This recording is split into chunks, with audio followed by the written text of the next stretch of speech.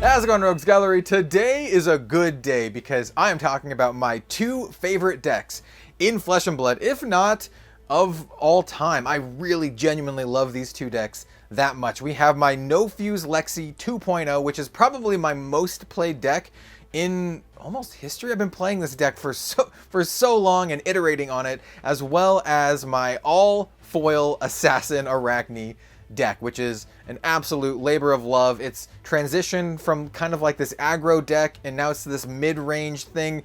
We'll talk about it. We'll talk about a lot of the changes and my philosophy and approach behind the deck. I think it's working pretty well, but with Outsiders just around the corner, both of these decks are poised to get huge power boosts because both Ranger and Assassin will be in the set, in addition to Ninja. So you can kind of think about this video as a companion piece to my Hurricane Katsu deck tech that I just did a couple weeks ago, because Katsu is also in Outsiders. So pair this with that deck and you will have deck techs pre-Outsiders for the three classes featured in that. And not only that, I plan on following up on this video as well as the Katsu video with updated versions after Outsiders. There's a lot of stuff to dive into.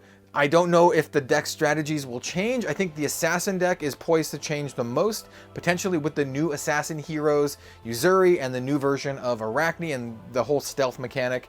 And then the Lexi deck just wants good old-fashioned Ranger attacks and wants some arrows that do some damage with some good on-hit effects, because we're not fusing. We're gonna talk about that. Before we get started, before we start talking about that, all of the usual stuff, we have links in the description if you'd like to support. You can like, comment, subscribe. That helps me so much. You can join my Patreon. We'll talk about that in just a second with this custom Assassin token card featuring my new original character, Villon. I'll also have a link to Forge and Fire that have pre-orders for Outsiders at really good pricing. They basically just have them at map, and they also have excellent shipping. In my experience, they're one of the faster shippers for new Flesh and Blood sets, so they can get you the product in a good amount of time. So when it comes out, you can open up your product and all that good stuff. So links in the description if you'd like to support, channel memberships, all that good stuff. But let's cut the talk. This is going to be a long video. We're talking about two decks here, my favorite decks, and so knowing me, I'm probably going to talk too much because I love this. I love the deck so much. We're going to talk about the reasoning and all that good stuff. Thanks for being here. Thanks for watching, and let's do it. And here we have them, my No Fuse Lexi 2.0 list, as well as my current Assassin Arakni build. Don't let Villain Demon of the Pits fool you. This is actually an Arakni deck. What this is my own custom card with our own original character, Villon. That will be, it's the patron award for the month of February in 2023. We're also going to have a new splash art and a bunch of really cool stuff surrounding this character, and much more stuff during the 15,000 subscriber celebration, which will be at some point shortly. It'll be shortly. So anyway, if you'd like to get yourself a copy of this card, it's available exclusively this month for my patrons. And yeah, let's talk about these decks. These are currently my two favorite decks, and if I'm going to be completely honest, these are two of my favorite decks in any card game ever. I absolutely love playing these decks. I probably played this Lexi deck maybe more than I played any other deck and tuned it. I actually think it's pretty solid and a lot of fun. This is my No Fuse 2.0. It leverages the raw strength of Lexi and Voltaire without having to worry about fusing cards. So I'm using a lot of generic Ranger cards, generic attack actions, but I am using a couple elemental-ish cards. I'm using some ice cards and some lightning cards. So we do still make use of Lexi's hero effect, but we don't ever have to worry about fusing. This is an aggro deck. This is all in almost like a combo aggro where you can have these really big explosive turns. It's so much fun. And then this is more of a mid-range style deck. I found that at least this version of Assassin, currently pre-Outsiders, doesn't have a lot of ways to effectively go wide. So instead, we're going to be doing about 2 cards worth of damage a turn. And we'll talk about that as we go on. The idea is to have at least a blue card and being able to pitch a blue, attack with a dagger, and then follow up with something else. Or just pitch a blue and attack with one really big attack. That pushes really good breakpoints. So yeah, we'll talk about these decks individually.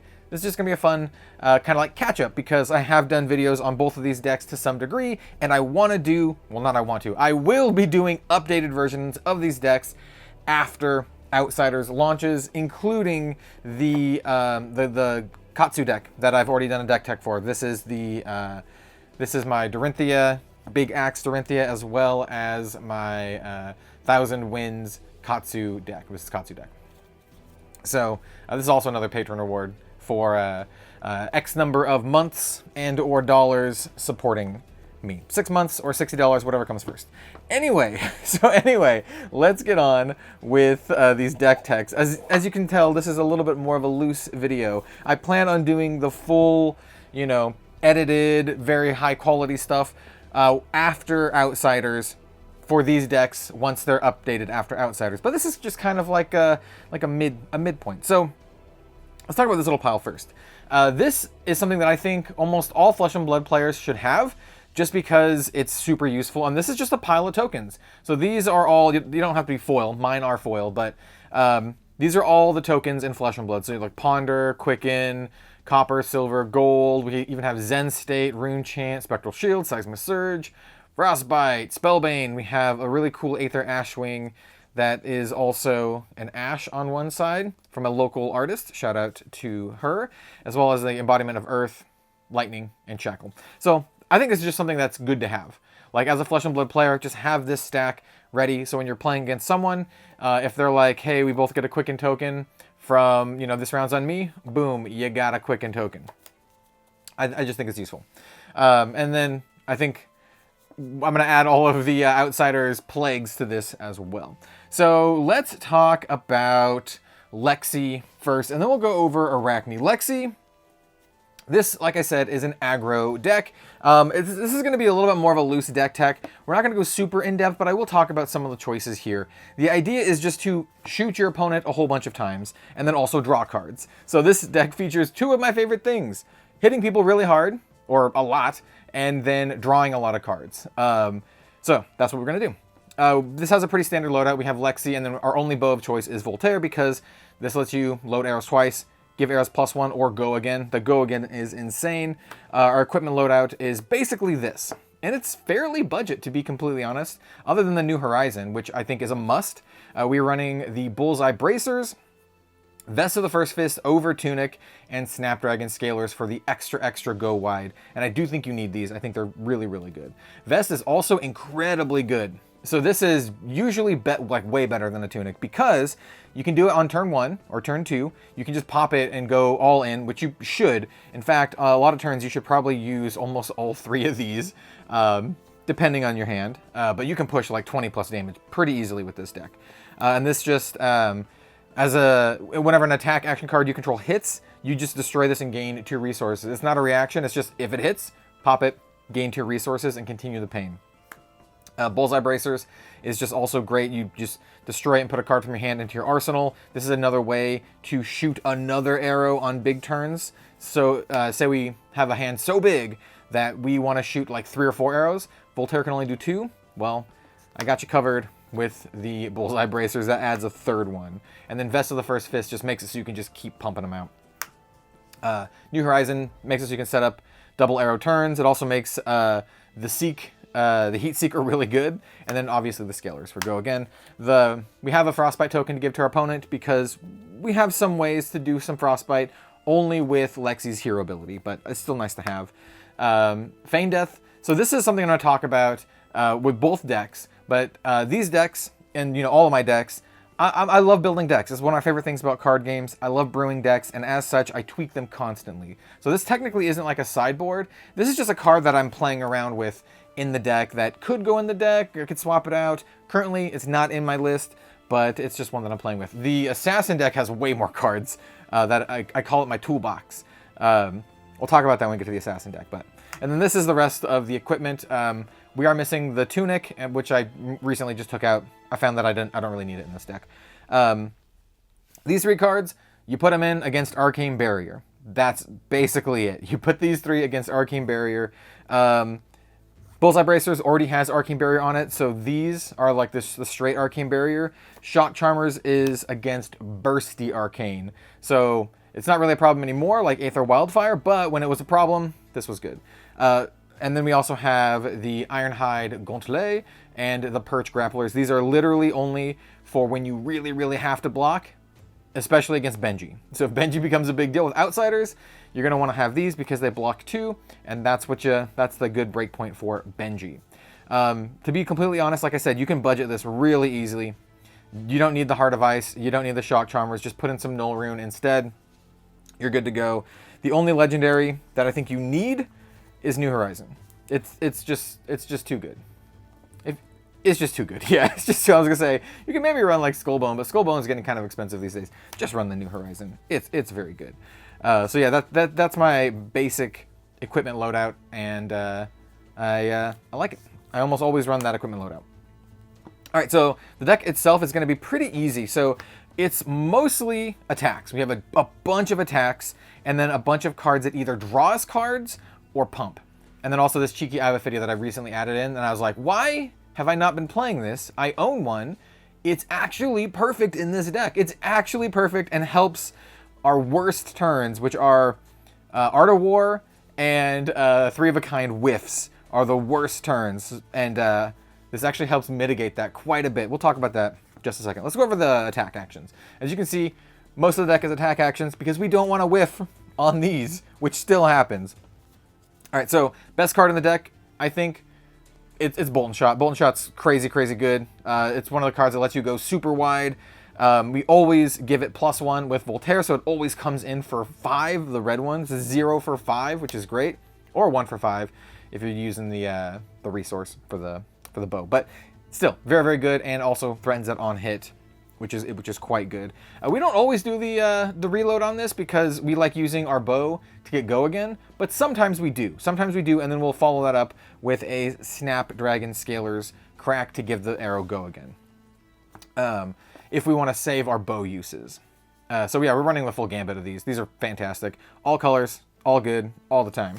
Pathing Helix is Bolt and Shot 7 and 8. 0 for 4 if it hits. If you have no cards in your arsenal, you can put a card from your hand face down into your arsenal. You can put any card from your hand face down into your arsenal. So if it hits, you can actually put one of our cantrips into the arsenal face down, which is actually very, very good. And we'll talk about that when we get to the cantrips. These ones. These are the cantrips. Why are they cantrips? Well, because they draw you a card when you play them. So yeah, these are great. Endless Arrow is another amazing card in this deck. This is a must block. This card can push a disgusting amount of damage, like an absolutely disgusting amount of damage, because on turns where you give this go again, if it hits, it comes back to your hand, right? And then you can load it again, shoot it off, comes back to your hand, and then you can, activate your bracers, put in your arsenal, shoot it off, crack your scalers, comes back to your hand. Like, it's so good. You can do an insane amount of damage with this, and then coupled with a persistent buff like Art of War, which gives all of our attacks +1 for the turn, or Rain Razors, which gives all of our arrows +2 for the turn, making this come in for 6, with both of them for 7, and then every time it hits, comes back to your hand. You can do disgusting things, like absolutely disgusting things, which is why this deck can function like a combo deck. It's like an aggro deck that like stumbles into combo, which is like just, it's so much fun.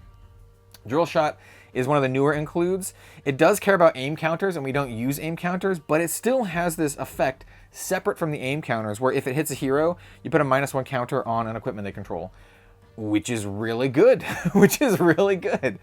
So it basically threatens 5 damage, but it's a little bit more than 5 damage, because it's 5 damage that threatens your opponent's ability to block dominated things. And we do have a way to give things dominate. But yeah, it's also just a 0 for 4, blocks for 3. It's great. Remorseless is a no-brainer in any Ranger deck. I'm not going to spend too much time on this, but it's an evasive card that has a really good on-hit effect that drains your opponent's life. It's really, really good. You'll run the Remorseless. It's one of our 1 for 5s. Also, Heatseeker. Heatseeker is amazing in this deck. I rarely get to actually, get the trigger off. If you watch some of our recent live streams, you'll see that it's a rare occurrence, but it's still awesome. So it's a 1 for 5, block 3, and if it hits at the beginning of your end phase, put the top card in your deck face up into your arsenal. What's really important about this, and this is where I've stumbled before, it puts it face up into the arsenal, which is really good for New Horizons. So if you hit with this, right, you do that first before you choose to put a card into your arsenal. This is one of the things that tripped me up, because I thought you put a card into your arsenal and then this effect triggered, right? So since you put a card into your arsenal face down, it wouldn't trigger because you wouldn't have an extra arsenal slot from New Horizon, because you only have an extra arsenal slot from New Horizon if you have a card face up. However, because this triggers first, you get the card face up into your arsenal, and then you can choose to arsenal a card from your hand. So very, very good. This is almost like it draws you a card. So think of it that way. Quite good. I actually really like Battering Bolt. I liked it to begin with, and I'm coming around to it a lot more. Flavor of the month, not really flavor of the month, but a lot of people are learning that 7 attack cards are really good. And this is actually a 7 attack. It says 6, but it's actually a 7. And most 7 attacks cost 3. This one also costs 3, because you pay 1 to load this with your bow, and then you choose the +1, and then it's coming in for 7. You can also choose Go again too. But yeah, keep that in mind. This also gets pumped up by Rain Razors, which is insane. So Rain Razors plus the +1 makes this come in for 9, which is good. So yeah, we're running double bolt and shot. It's also one of the only 6 attacks in the deck to pop pesky dragons and other, you know, illusionist shenanigans. Headshot's one of my favorite arrows of all time. I gotta flex my double first edition headshots. These are blue. I only run the blue ones. It's a great card. If you're familiar with a lot of Ranger and Azalea, they're mostly red line decks, but this deck actually runs a lot of blues. I think I have 10 to 12 or 14 blues. I think it's 12. But I need the blues because we want to activate our bow multiple times on a turn, and then also be able to fire off stuff like our Battering Bolt and our Heat Seeker. So we have a decent amount of blues in the deck. We want at least a blue. And so having around like 12 to 14 it's good to have like at least a blue a turn. It says if it's put face up into your arsenal, it gets +2. So with our bow, this is basically a 1 for 5 that also pitches for blue. Really good. Most of the time we pitch or block, but still very, very good. And now we have our generic suite of generic attacks. I'm not gonna talk about these too much. We have Enlightened Strike. It's E-Strike. It's very good. I have it in both of my decks. This is my deck with my first edition, so I have my Alpha E-Strikes. And I have my first edition Command and Conquers. They're just generically very, very good. There's not much else to say. Just very, very good cards. We also have the Exude Confidence. I really like this one. So these are my 2 flex slots, right? These could be something like Scar for a Scar, but I like these as utility pieces. So we have Snatch, which is a 0 for 4, but threatens a draw card on hit. So if it's the only one coming in, you can either use your Scalers to give it Go again, or you can draw the card and then arsenal it for a more explosive turn on your next turn. And then we have the Exude Confidence, which is surprisingly really good, because it makes it so your opponent more or less can't play defense reactions or instants unless they're blocked with a card with attack more than Exude Confidence. And Exude Confidence can also pump itself for 3, but we're also running a decent amount of blue. So I actually really like both of these. And if you're curious as to, like, if you're brand new and you're curious as to why these are so good, 2 for 6 blows up your opponent's arsenal with evasion, hard to block. Modal card that's functionally a 1 for 7, or a 1 for 5 with Go again, or a 1 for 5 that draws you a card. Insanely good. Probably one of my favorite cards of all time. Enlightened Strike. Love it. And so those are our attack actions, right? Like I said, no fusing. We're just having generally powerful attack actions. And then we also have our suite of other things. We have a lot of instances and a few cards that don't block at all. And I've kind of, tailored these to their effects. I should be like this. So we have cards that pump, and then we have cards that give us card advantage. And sometimes both with Art of War here. So Rain Razors is one of the best cards in the deck. It's a 0 and then +2 to all of our arrows. And we're going wide, so this is going to be a lot more than +2. Hopefully it's a +6 or +8 across, 3 or 4 arrows. Insane card. Like, absolutely insane card. We also have Lightning Press, another incredibly good card because it's a 0 for +3, and not just on arrows, any attack action card that costs 1 or less. So basically everything in our deck except for Command and Conquer and the Battering Bolt, we can Lightning Press, which is really good. And this is also a lightning card, so if it's in our arsenal face down, we can turn it face up with Lexi's hero ability to give our next thing go again. So we can give our snatch go again, we can give our exude confidence, command and conquer, e-strike. Really good, really good stuff. So this is a great card to arsenal. Art of War is an amazing card. It's modal, which you can either give all your things +1/+1 for the turn, give your next thing go again, banish an attack action card and draw 2, which is what we normally do. And then you can also make it so you can defend with attack actions from your arsenal, which is pretty funny. Most of the time, we do +1/+1 and draw 2. We don't really need the go again all that much because we have built-in go again on a stick with Voltaire, with our lightning stick. So, yeah. 3 of a kind is insane, but also leads to some of the saddest turns. It's a 1, and you draw 3. So it's an Ancestral Recall. But you can only play cards from your arsenal, which is fine because we have Voltaire, which puts cards into our arsenal, which is really good. And then we also have our bracers, which also put cards into our arsenal, which is very good. So 3 of a kind turns are the turns that are the best. And you can get the most value out of them if you're able to play Rain Razors or Art of War before you do the 3 of a kind.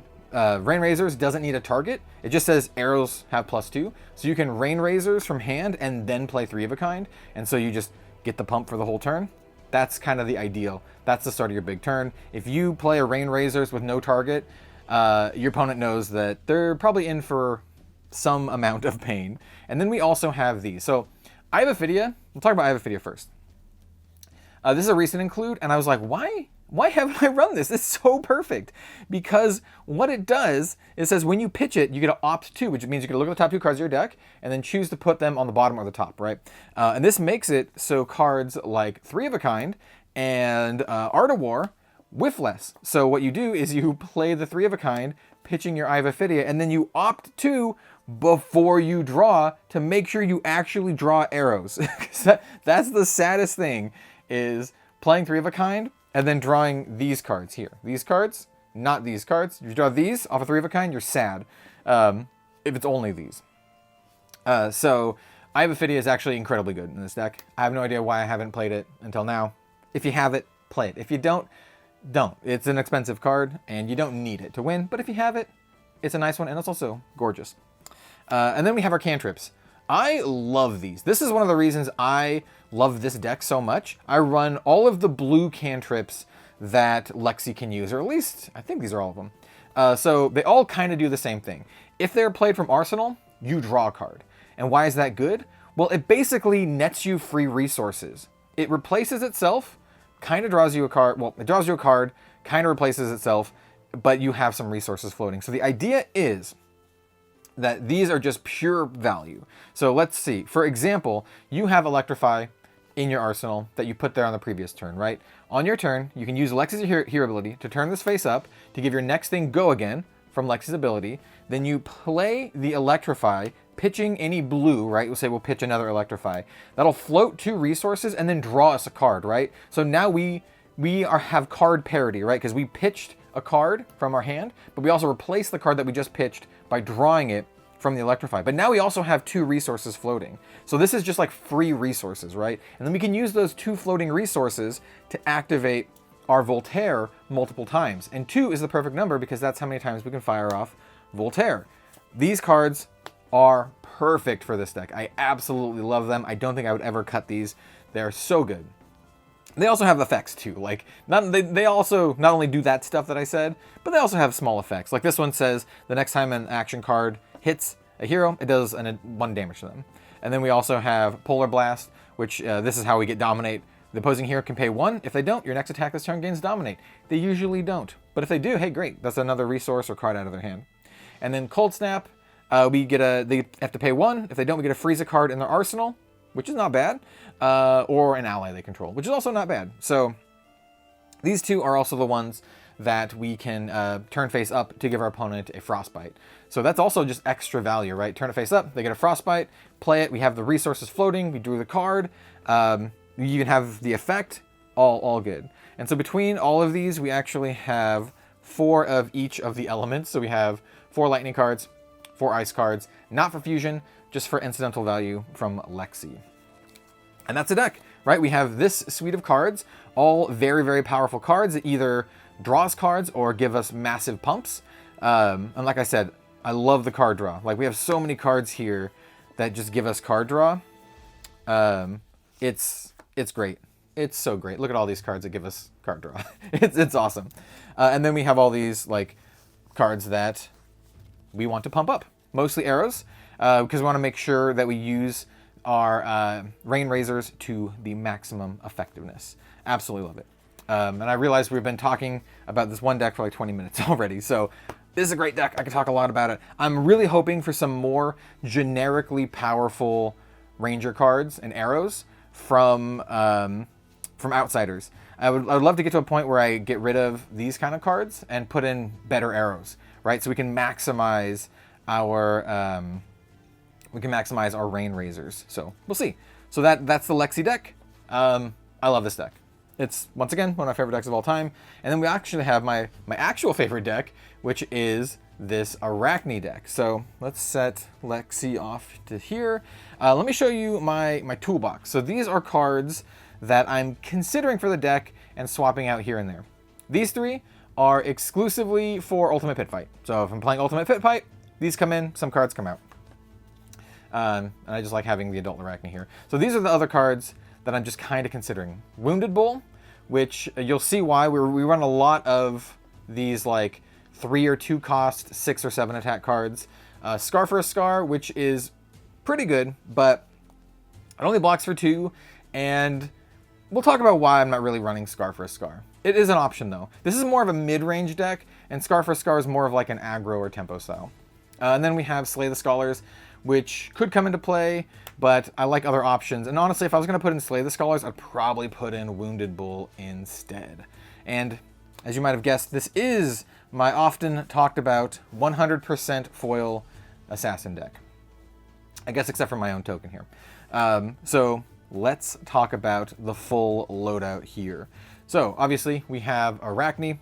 The ability to look at our opponent, the top card of their deck whenever we play a contract card is really good. Not just for fulfilling contracts, but just bottoming cards that we don't want them to have. Because a lot of times they're going to block it out. So assume that they're going to block it out. Or like you can kind of be like, okay, that's fine if they have it on top. If it hits, I banish it and get a silver. Great. If they block it out, no big deal. And this is our equipment loadout. We run a lot of legendaries in here, so this is not a budget deck at all. This is a much more expensive deck than the Lexi deck, even though the Lexi deck runs, well, they both run E-Strike and Command and Conquer. Lexi also runs Art of War. The equipment's not that bad.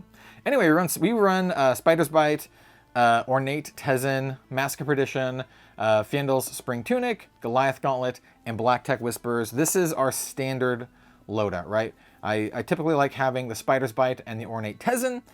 Spider's Bite is something that we want to attack with once per turn, unless we were doing like a big 7 attack or 6 attack or something like that. We like to do pitch a blue, Spider's Bite, and then play a 1-drop or a 0-drop. Tezen is super good at like fixing your hand and kind of getting you mulligans. It costs 1, but on turns that you do it, you should hopefully not have to pitch solely for the Tezen. You can either use our Tunic resource, or we can pitch it and use the resources for other things like instants, right? So that's the idea. You can also just run double Spider's Bite, but there's very few turns where I actually have enough resources to double Spider's Bite. So yeah, I really love these. Really hoping for some more fun offhands in Outsiders. That's one of my big wants, more fun offhands for this. I'm running Mask of Perdition and Black Tech Whispers. These are both like the grindy or like the mid-rangey assassin equipments. I love these. They both block for 1. They both, you can destroy them as an attack reaction to get a various effect. Go again on Black Techs and an additional banish on the Mask. I actually have been liking the Mask quite a bit on just banishing more cards out of our opponent's deck to kind of fatigue them out. It's not really the same kind of fatigue as like Oldhim or something. This is a more proactive approach. which is why I'm more okay with it. I generally don't like fatigue, but the mask makes it a little bit more bearable, as well as all the other banishes. So it's a more proactive approach, which I like. Black Tech Whisperers is my favorite card. I just love this card so much. And we can get go again on our things if they hit. This also makes attack reactions brutal defense reactions brutal, because we do this as an attack reaction, not as an on hit. So they can react again and then play like a reaction, and then you're sad. Tunic is kind of like a must-have right now for this deck. We just need the resources, and the one resource is very, very good. We can use it on things like the Ornate Tezen, but we can also use it on our 1-drops and all that kind of good stuff. And then I've actually come around to using Goliath Gauntlet. I used to use the Cracker Jacks that just gave a +1 on any attack, but I have a bunch of targets for this now in this deck. I think there's like at least 6 targets. Could be more if I put the Wounded Bulls in. So this makes it so that you can attack with Surgical Extraction for 10 with Pummel. And I have done this. You should watch the latest live stream where turn 1 against Az's Azalea, our 3rd game. It's gross. It's gross. So yeah, this is actually very, very good. And then the rest of our loadout is pretty obvious, right? So we run the Arcane Lantern and the Null Room pieces to get a 3-piece Arcane Barrier, right? And then we're just getting rid of like the least useful pieces. So we will still keep our Black Tech Whispers and the Mask of Perdition. And so we'll just replace the Tezen with the Arcane Lantern. So we still have Arcane Barrier 3, and we still have our awesome Assassin pieces. And then we can also run the Spider's Bite if we really think we need to double Spider's Bite, maybe in super grindy fatigue matches. And then we have Ironhide Gauntlet, which works really well with the Tezen, actually. So on a turn where you use a resource to activate your Gauntlet, you can also use another resource to activate your Tezen as well. And then maybe if you have an Oasis Respite in hand, there you go. Perfect, trifecta. 1, pitch of blue, Oasis Respite, Ironhide, and Tezen. Good stuff. So yeah, this is our like a little suite of our equipment here. And yeah, that's my equipment loadout. Like I said, I typically run these. This is my typical loadout, but you have options, and that's one of my favorite parts about Assassin here. We also have a Cold Foil Silver and a Cold Foil Silver. And yeah, I think you get it. We have a lot of silver here. A couple of them are only rainbow foil, but we actually don't need this Quicken token anymore. It's mostly about the silver. And we almost always use the silver to get back our equipment pieces. We are still running 1 cash-in, but it's kind of a loose include, because I found that in Blitz, you don't, it's iffy. It's iffy whether or not you get a lot of silver. Some people will take the damage, most people will block it out. So let's talk about all of our stuff. We'll go over our attack actions, and then we'll go over our everything else. This deck is more of a 50-50 split between attack actions and non-attacks than the Lexi deck, where the Lexi deck is very heavily, or more heavily favored in the attack action front. The idea for this deck is you want to have any one of these cards, except for maybe these two. These are kind of our enders, finishers. Any one of these cards plus a blue. That's the goal. You want to keep a 2-card hand, any one of those plus a blue, and then maybe one of these nice, lovely, lovely lads in our arsenal.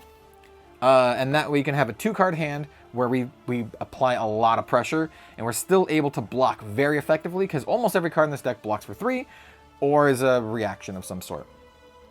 So keep that in mind.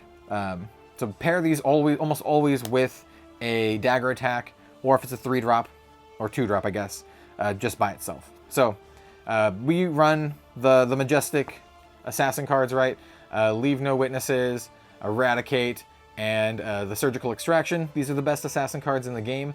Every Assassin deck should probably just run every single one of these, at least currently. These are all just insanely good, right? Your opponent will almost always block these out, and so it's great to have extra pumps, reactions for these. We're running a lot of reactions in the deck. It was 8, but I think it's up to 9 now, which is good. Eradicate is actually very, very nice if you can get it off in like a fatigue-ish match, and being able to banish multiple cards at once can really, really put you ahead. And then we also have stuff like Surgical Extraction, and if This hits on off of a pummel, and your opponent's the saddest of all time. The on-hit is you got to look at their hand and banish a card, as well as the top card of their deck. And then Leave No Witnesses threatens their arsenal. So it's like a mini Command and Conquer, which is great. So the idea is, like I said, you want to have a 2-card hand, and then the card that you attack with should also threaten more than just damage. So these are all quite good. Now we have some of our other Assassin cards. These are ones that I'm hoping that we get some very spicy replacements for in Outsiders. These ones all basically do the same thing.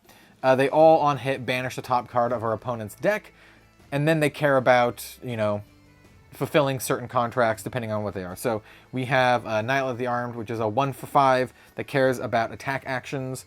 We have Rob the Rich, which is a 1/5 that cares about cards with cost 2 or greater, which is great against certain classes. We have Plunder the Poor, which is a 0/4 that cares about cost 1 or less, which is great against certain classes. And then we're in the blue of those as well. So I really like these 1/5s, right? So these make it so that you pitch a blue, attack with your dagger, and then also drop a 1/5. So yeah, that's like split damage with some decent on-hit effects, threatening to banish cards. And these are all, in my opinion, I think the most common cards to help you fulfill contracts, right? Cards with cost 2 or greater, cards with cost 1 or less, and then attack action cards. These are the most likely to hit. And then I think the next most likely to hit are the non-attacks, which are the Slay the Scholars, which is why the Slay the Scholars are in the toolbox, which is like, you know, I'm testing them out, might want them in, might want them not, but like I said, might just put in the Wounded Bull to be completely honest, if I wanted to swap something out. And then we have some just, you know, generically strong attack actions. We have Enlightened Strike. I've already talked about Enlightened Strike, but very good, very versatile. We have Command and Conquer, very good, very, you know, threatens your opponent's arsenal, has evasion. We are running Pummel, so you can Command and Conquer Pummel, which is great in this deck. And then we have the Fandle's Fighting Spirit, which is a 3/7, and then it can gain you some life, which is really good. We actually have a bunch of ways to gain life in this deck.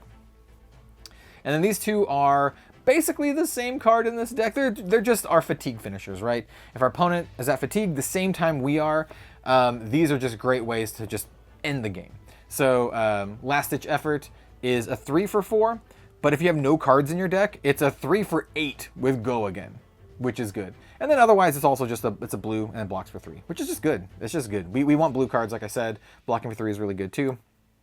And then same deal for Regicide. It's a blue block 3. It only attacks for 3.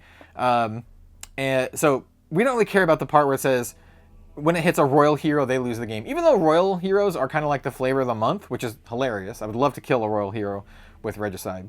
But what we want to do is this is going to be the last attack of the game, basically. It says when the combat chain closes, you lose the game.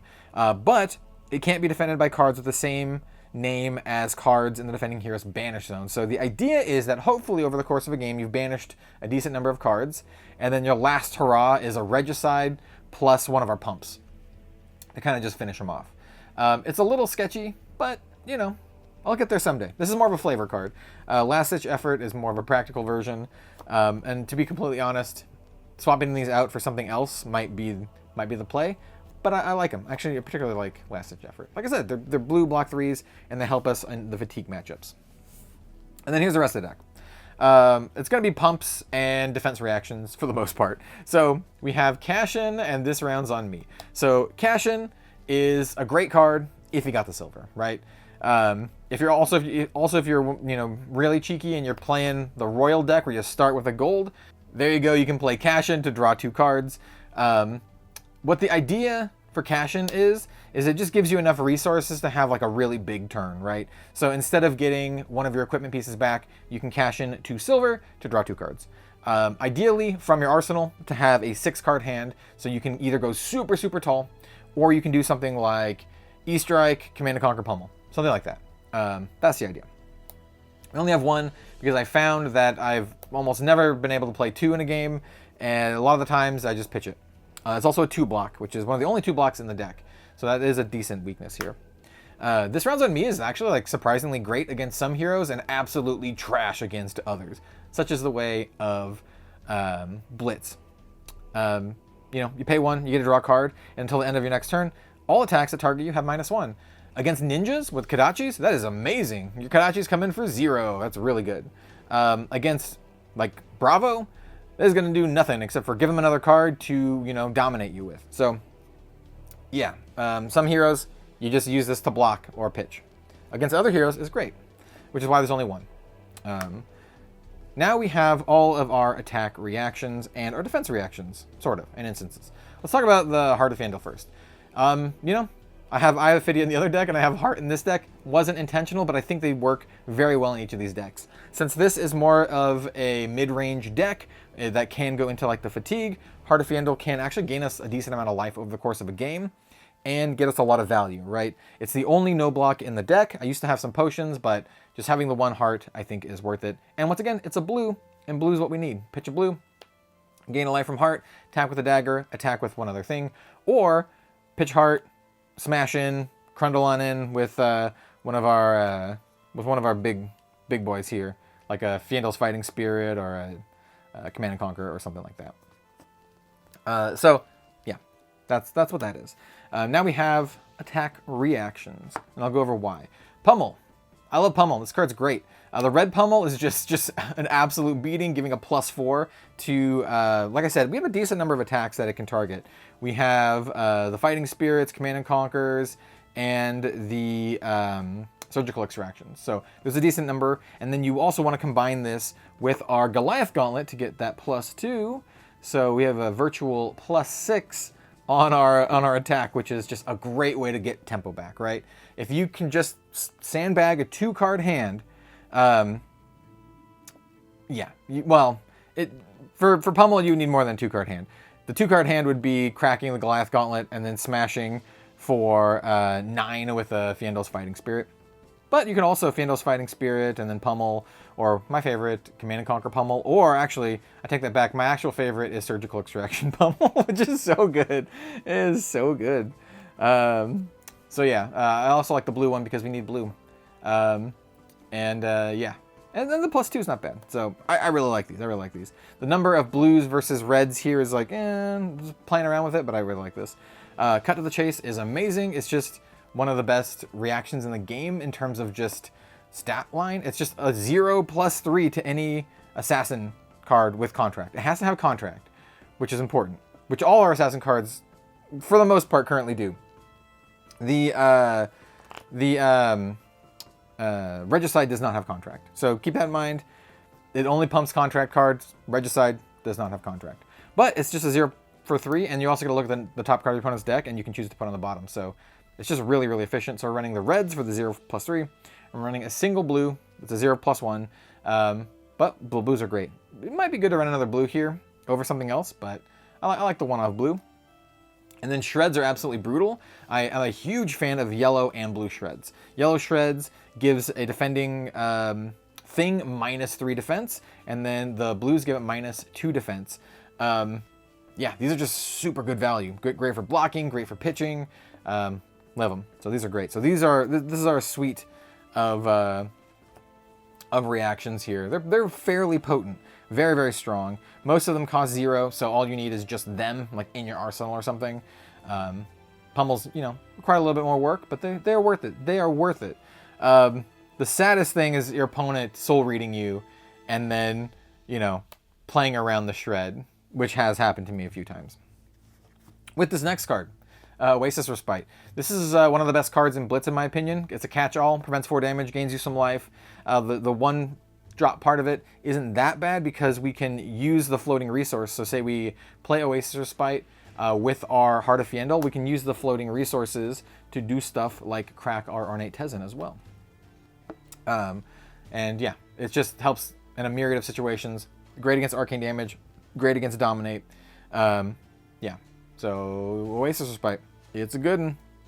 I'm also running the perennial Sink Below, Sink It Way Below. Yeah, what else needs to be said? Sink Below. It's a staple, 0 for 4, and you gotta do some card hand filtering. Recent addition, Blue Unmovables. So this is a recent addition. I had some other cards in the deck. I had some more attack actions that were blue, but I'm trying these out because I keep playing against a lot of dominate heroes. There's like Oldhams, and then there's Bravos, and then a lot of, well, at least the people that I play against, Azaleas, and also like some Brutes are in there and stuff. So like, anyway, I found that the immovables actually for me have been quite good. And having the blue ones is where I want to be, because at least if I want to block with all the other stuff in my hand, I can at least keep a blue unmovable and then use it to pitch, right? Like I said, we want to have a blue card plus one of our attack actions. That's the general want for the deck. And that kind of skirts around the downside of the defense reactions that have a cost, which means this is a you know, it blocks for 5 but actually costs 2 cards, right? Because you have to pitch a blue to play it. But you could also just block with all of your other stuff, right? Block with all your other stuff, and then just sandbag this plus the attack that you want to do. So yeah, I think it works well in this deck. And this is my current version of my Assassin deck, my favorite deck. So much fun to play. It's much more of a, it's not really a fatigue strategy. Like I said, it's more of a mid-rangey kind of thing, right? We still want to push damage, but a lot of the times it also helps with the fatigue, with like some of the banishment and all that kind of good stuff. Yeah, it's a lot of fun. This deck requires, at least for me, more thought to play than some other Flesh and Blood decks, because you know, every time you play one of these contract cards, you gotta look at the top card of your opponent's deck. There's always like something to be done, which I really, really like. And like I said, we also have like this toolbox of potential cards. I think Wounded Bull is at the top of the list, right? Because it's just a 3 for 7 or a 3 for 8. I'm not sure what to cut for this, but it's something that I'm just kind of like playing around with. So could swap in Wounded Bulls, maybe for these Plunder the Pores, but I might not have enough blues if I do that. That's what I was thinking last. That's the last thing I was thinking. There's also like the Regicide and the Last Ditch to be, you know, less defensive, more proactive, but once again, same problem. I'm not sure.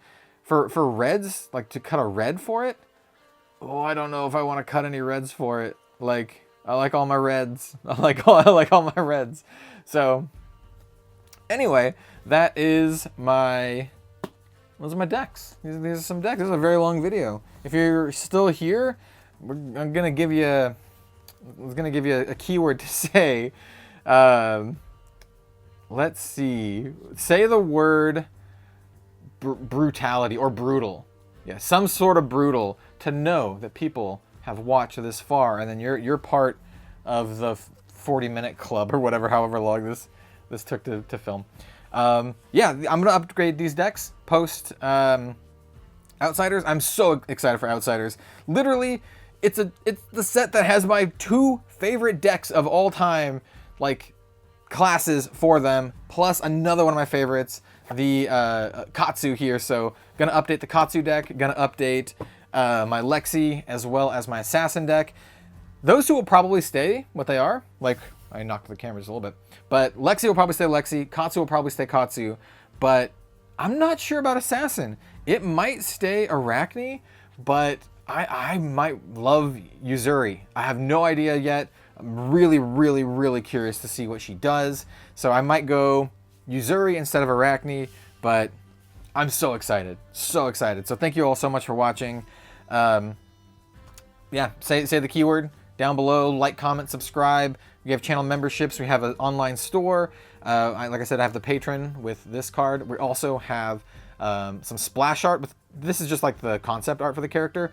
We have an official splash art coming soon with playmats and sleeves revealed during our 15,000 celebration. Thank you so much again for watching. I appreciate it. I appreciate you. I hope you have a fantastic day, and we'll see you next time.